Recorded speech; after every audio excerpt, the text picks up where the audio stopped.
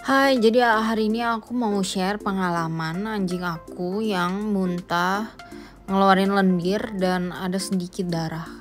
Pertama karena dia itu baru ganti dog food dan dia suka banget sama dog food ini. Nah, dog food ini tuh sangat crunchy dan mungkin karena aku nggak kasih air, jadi dog foodnya ini bikin dia itu semakin gatel gitu tenggorokannya kayaknya. Dia lebih banyak kayak mau muntah gitu, tapi sebenarnya dari dulu kalau kayak batuk-batuk gitu dia nggak ngeluarin lendir. Nah, hari pas ini aku lihat dia tiba-tiba keluar lendir terus gitu beberapa kali. Terus terakhir ada darah seperti di gambar.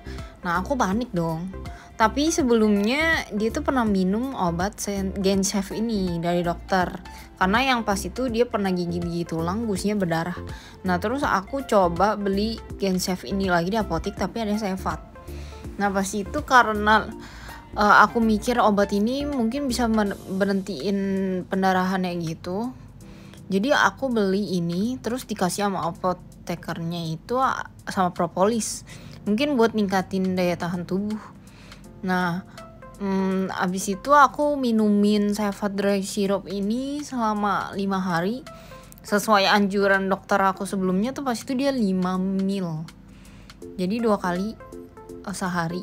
Terus udah habis, sekarang anjing aku sehat lagi sih. Dan batuknya itu gak berlendir dan keluar darah. Jadi biasanya emang karena udah tua, udah 14 tahun, jadi emang suka batuk-batuk, tapi batuknya itu cuma batuk kayak manusia biasa gitu yang kayak ngeluarin suara aja tanpa ngeluarin darah dan dahak lendir.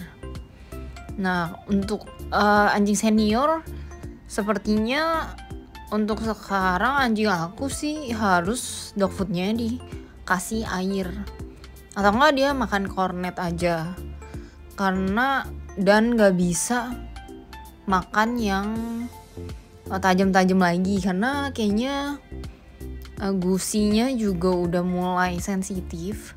Jadi terakhir kan dia giginya berdarah karena dikasih makan tulang. Thank you udah lihat video ini, semoga bermanfaat bagi kalian.